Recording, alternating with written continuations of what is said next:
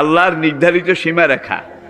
আপনি যদি আল্লাহর এই নির্ধারিত বাতিনি রশি, কি গরুর হইল জাহিরি রশি, আর আমার আপনার বাতিনি রশি, বলছে এইটা খাবে এইটা খাবে না, এটা করবে এটা করবে না, এইভাবে একটা আদেশ নিষেধের মাঝখানে আমরা বাঁধা। যদি জায়েজের গণ্ডির ভিতরে থাকি, জায়েজের গণ্ডির ভিতরে ওই দড়ির শরীয়তের হুদুদুল্লাহর সীমারেখা মেনে চলি, আল্লাহ বলেন আমার নূরের তৈরি ফেরেশতারাও তোমাকে সেজদা করবে। ফেরেশতার চাইতে তোমার সম্মান অনেক বেশি হয়ে যাবে। প্রিয় ভাইয়েরা, এটা আমি এখানে ছেড়ে দিলাম। তার আগে সিদ্ধান্তে আসুন, স্রষ্টা কয়জন? একজনের বেশি হইলে লাভ হইতো না ক্ষতি হইতো? লাভ হইতো না ক্ষতি হইতো? আজকে একটু আগেই আপনাদেরকে বলেছি প্রতিদিন ৬,০০০ মানুষ ইসলাম গ্রহণ করে পুরা দুনিয়াতে।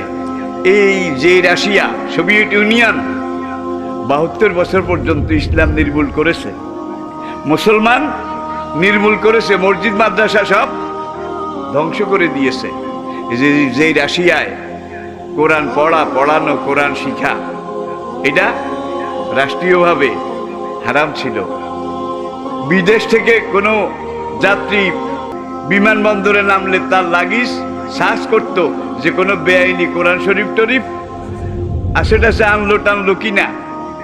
এইভাবে কোরআন নির্মূল করার ৭২ বছর পরে ৯০-৯১ সনে এসে কোরআনকে নির্মূল করতে পারেনি, বরং রাশিয়া ভেঙ্গে চুরে খান খান টুকরা টুকরা হয়ে গেছে। সেখানে 11টা দেশ মুসলমানদের স্বাধীন হইয়া গেছে।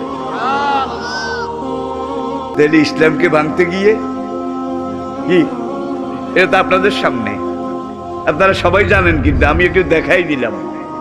ইসলাম ভাঙার জিনিস নয়, এটা যারা ভাঙার চেষ্টা করে তারা নিজেরা সেই সোভিয়েত রাশিয়ায় আজ থেকে 2 মাস আগে পত্রপত্রিকায় শিক্ষিত ভাই তারা দেখেছেন নিশ্চয়ই, রাশিয়ার প্রেসিডেন্ট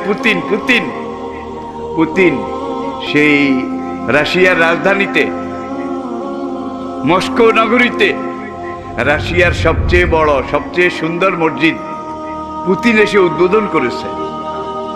উদ্বোধন করার পরে সে কোরআনের একটা আয়াত এটা তেলাওয়াত করে আবার বক্তৃতাও দিয়েছে মুসলমানদের সংহতির ব্যাপারে। ফাবিমা রাহমাতিম মিনাল্লাহি লিনতা লাহুম, আল্লাহর বড় রহমত, হে নবী আপনি মানুষের উপরে নরম হৃদয়। ওলাউ কুনতা ফাদ্দান গালিজাল কলব, আপনি যদি কর্কশবাসী হইতেন, আপনার কথা যদি কর্কশ হইতো, লানফাদ্দু মিন হাওলেক, তাহলে মানুষ আপনার পিছন থেকে চলে যেত। নবীর কথায় জাদু ছিল, ঠিক কিনা বলেন? আর যুগে যুগে যারা ইসলামের কথা পৌঁছায় তাদের কথায়ও জাদু।